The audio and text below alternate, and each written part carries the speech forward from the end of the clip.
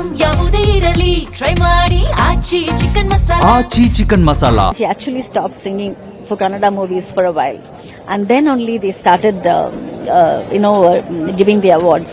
This she's told me personally, and I'm very proud of her because she stood for what was right as a woman, as a singer, and as a person. Was there a side of Janaki Amma where public were not known about Janaki Amma? Public doesn't know.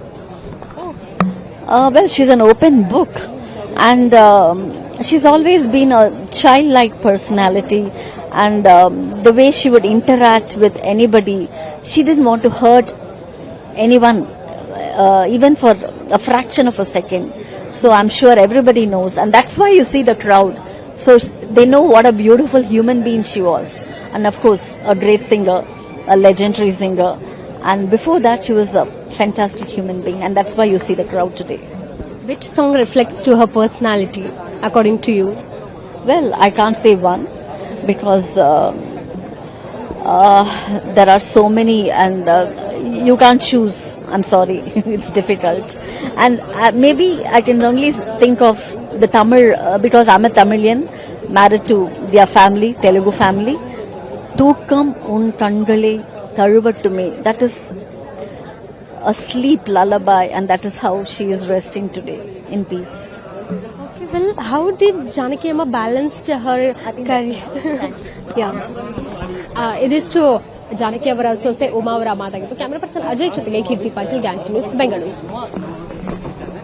ಏನ್ ಮಾಡಿದ್ರು ಒಬ್ಬೊಬ್ರೆ ಆತರ ಹುಟ್ಟೋರು, ಒಬ್ಬೊಬ್ರು ಅದಲ್ಲದೆ ಇಲ್ಲಿ ದಪ್ಪನ ಆಯ್ತಿರೋದು ತುಂಬಾ ಇಲ್ಲ. ಮೈಸೂರು ಅಂದ್ರೆ ಅವ್ರಿಗೆ ತುಂಬಾ ಇಷ್ಟ.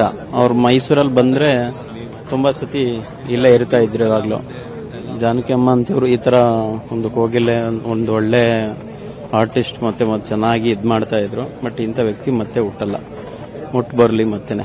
All the best. ಓಕೆನಾ. ನಾದಕ್ಕೆ ನಲಿಯದ ಮನಸ್ಸೇ ಇಲ್ಲ, ನಾದಕ್ಕೆ ಒಲಿಯದ ದೇವರೇ ಇಲ್ಲ ಎಂದು ಹಾಡಿ ನಮಗೆ ನಾದವನ್ನು ದೈವತ್ವಕ್ಕೆ ಮನಸ್ಸಿಗೆ ಮುದ ನೀಡಿದಂತ ಮಹಾನ್ ಗಾಯಕಿ, ಗಾನ ಕೋಗಿಲೆ, ಗಾನ ಸರಸ್ವತಿಯಾದಂಥ ಶ್ರೀಮತಿ ಎಸ್ ಜಾನಕಿ ಅಮ್ಮನವರ ದರ್ಶನಕ್ಕಾಗಿ ಬಂದಿದ್ದೇವೆ. ಪುಣ್ಯಾತ್ಗತ್ತಿ ಕೊನೆಯಲ್ಲೂ ಕೂಡ ಕರ್ನಾಟಕದ ನೆಲದಲ್ಲೇ ಇಲ್ಲಿಯೇ ಕೂಡ ತಮ್ಮ ಜೀವವನ್ನ ತ್ಯಜಿಸಿದ್ದಾರೆ. ಅವರಿಗೆ ಕನ್ನಡಿಗರ ಪರವಾಗಿ ಅನಂತ ಕೋಟಿ ಧನ್ಯವಾದಗಳನ್ನು ಸಮರ್ಪಿಸುತ್ತೇನೆ. ಜಾನಕಮ್ಮನವರು ಹಾಡು ಹೇಳಿದ್ರೆ ಮೈಯೆಲ್ಲ ರೋಮಾಂಚನವಾಗೋದು. ಅವರಿಲ್ಲ ಅಂತಂದ್ರೆ ನೆನೆಸ್ಕೊಳ್ಳಕ್ಕೆ ಆಗಲ್ಲ. ನಮಗೆ ಚಿಕ್ಕ ಹುಡುಗಿಯಿಂದನೂ ನನಗೆ ತುಂಬಾ ಅವ್ರು ಕಂಡ್ರೆ ಬಹಳ ಪ್ರೀತಿ. ಅವ್ರು ನೋಡ್ಬೇಕು ಅಂತ ತುಂಬಾ ಆಸೆ ಇತ್ತು, ಆದ್ರೆ ಈ ಟೈಮಲ್ಲಿ ನೋಡೋಂಗಾಯ್ತು. ಎಲ್ಲ ಹಾಡು ಇಷ್ಟ. ಎಲ್ಲ ನಮ್ ಸೊಸೆ ಹಾಕೊಡೋಳು ಎಲ್ಲ ಕೇಳ್ತಾ ಇದ್ವು. ಯಾವ ಹಾಡು ಅಂತಿಲ್ಲ. ಆಮೇಲೆ ಗಗನವೋ ಎಲ್ಲೋ ಭೂಮಿಯೇ ಎಲ್ಲೋ, ಎಲ್ಲ ಹಾಡು ಅಷ್ಟೇನೇನೆ. ನಗುವ ನಯನ ಮಧುರ ಮೌನ ಮಿಡಿವ ಹೃದಯ ಇದೆ ಮಾತೇಕೆ, ಹೊಸ ಭಾಷೆ ಇದು ರಸಕಾವ್ಯವಿದು, ಇದ ಹಾಡಲು ಕವಿ ಬೇಕೆ.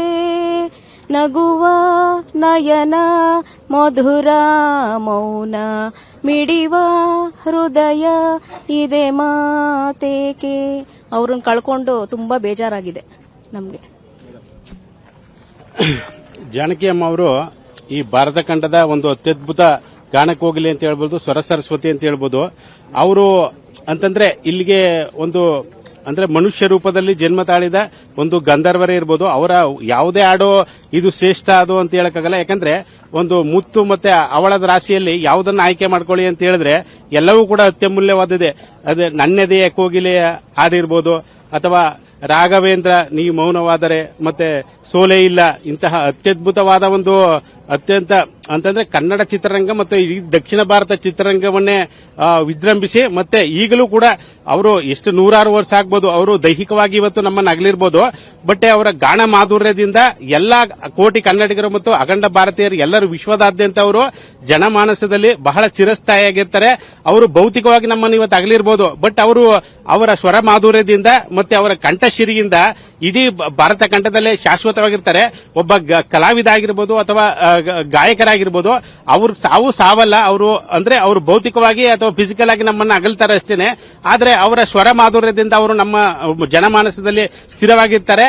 ಆದರೂ ಕೂಡ ಅವರು ದೂರದ ಆಂಧ್ರ ಪ್ರದೇಶದಲ್ಲಿ ಹುಟ್ಟಿ ನಮ್ಮ ಈ ಒಂದು ಅಂದ್ರೆ ಕನ್ನಡ ನಾಡಿನ ಒಂದು ಐಶ್ವರ್ಯ ಅಂತ ಹೇಳ್ಬೋದು, ಅಥವಾ ಈ ಒಂದು ನಮ್ಮ ಸಾಂಸ್ಕೃತಿಕ ರಾಜಧಾನಿ ಮೈಸೂರಿನಲ್ಲಿ ಅವರು ತಮ್ಮ ಅಂತಿಮ ಆಸೆಯಂತೆ ದೇಹತ್ಯಾಗ ಮಾಡಿರುವುದು ಬಹಳ ಅವರ ಒಂದು ಆತ್ಮಕ್ಕೂ ಕೂಡ ಶಾಂತಿ, ಮತ್ತೆ ನಮ್ಮ ಮೈಸೂರಿಗರಾಗಿಯೇ ಕೂಡ ನಮ್ಮ ಒಂದು ಹೆಮ್ಮೆಯ ಸಂಗತಿ. ಯಾಕಂದ್ರೆ ಎಚ್ ಡಿ ಕೋಟೆಯ ಕಣಿಯನ ಉಂಡಿನಲ್ಲಿ ಅವರ ಒಂದು ಅವರದ ಒಂದು ಅಂತಿಮ ವಿಧಿವಿಧಾನ ಆಗುತ್ತೆ ಅಂತ ಈಗಾಗಲೇ ಮಾಧ್ಯಮದ ಮೂಲಕ ಗೊತ್ತಾಗಿದೆ.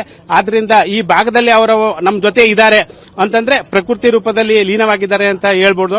ಇಂತಹ ಸಂದರ್ಭದಲ್ಲಿ ಅವರ ದರ್ಶನಕ್ಕೆ ಬರೆದ ಮತ್ತೆ ಅವರು ಕೂಡ ನಾವು ಜಾನಕಿ ಅಮ್ಮನವರಿಗೆ ಅನಂತ ನಮಸ್ಕಾರಗಳು.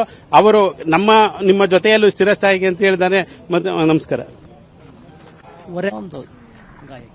ಅಷ್ಟೇ ಹೇಳ್ಬೋದು. ನಮಸ್ಕಾರ. ಎಸ್ ಜಾನಕಿ ಅನ್ನೋದು ಅದೊಂದು ನಿಜವಾಗ್ಲೂ ಗಾನಕೋಗಿಲೆ.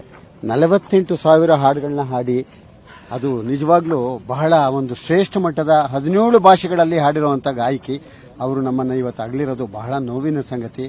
ನಿಜವಾಗ್ಲೂ ಶೋಕಸಾಗರದಲ್ಲಿ ಮುಳುಗಿದೆ ನಮ್ಮ ಚಿತ್ರರಂಗ ಮತ್ತೆ ಗಾಯನ ತಂಡ ಅಂತ ಹೇಳೋದಕ್ಕೆ ನಾನು ಇಷ್ಟಪಡ್ತೀನಿ. ಅವ್ರಿಗೆ ಮೈಸೂರಿನಲ್ಲೇ ಅವರ ವಿಧಿವಿಧಾನಗಳು ಆಗ್ತಾ ಇರೋದು ನಮಗೆ ನಿಜವಾಗ್ಲೂ ನೋಡುವಂತ ಸೌಭಾಗ್ಯ ಸಿಕ್ಕಿದೆ. ನಮಸ್ಕಾರ. ಹಲೋ,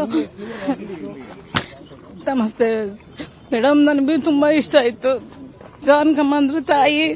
ಅಷ್ಟು ನೋಡ್ಬೇಕು ಅಂತ ತುಂಬಾ ಆಸೆ ಇಟ್ಕೊಂಡಿದ್ದೆ. ತುಂಬಾ ಜನ ಕೇಳ್ತಿದ್ದೆ, ಹೋಗ್ಲೇಬೇಕು. ನನಗೆ ತುಂಬಾ ಇಷ್ಟ ಅವ್ರ ಹಾಡುಗಳು ಅಂತಂದ್ರೆ. ಅವ್ರ ತರ ಹಾಡಕ್ಕೆ ಯಾರು ಆಗಲ್ಲ ಮೇಡಮ್.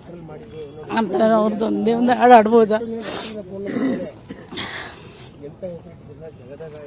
ಗಗನವು ಎಲ್ಲೋ ಭೂಮಿಯು ಎಲ್ಲೋ ಒಂದು ಅರಿಯೇನ ಎನಗೆ ನೀಡಿದ ವಚನವ ಕೇಳಿ ತೇಲಿ ತೇಲಿ ಹೋದೇನಾ.